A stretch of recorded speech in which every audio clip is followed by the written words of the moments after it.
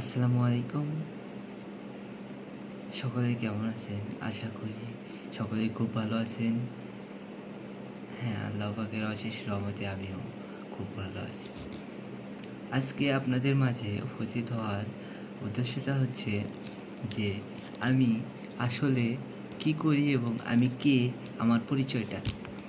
সেই জায়গা থেকে আমি যদি আপনাদেরকে আমার পরিচয়টা দিই, আমি মোহাম্মদ আল সিয়াম।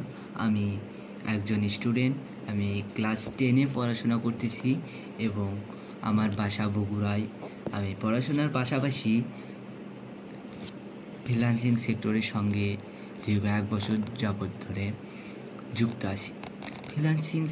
ফ্রিল্যান্সিং সেক্টরের ডিজিটাল মার্কেটিং নিয়ে আমি দীর্ঘ 1 বছর যাবৎ কাজ করতেছি এবং কাজ করে প্রপার দক্ষতা অর্জন করতেছি বা করার চেষ্টা করতেছি। আমি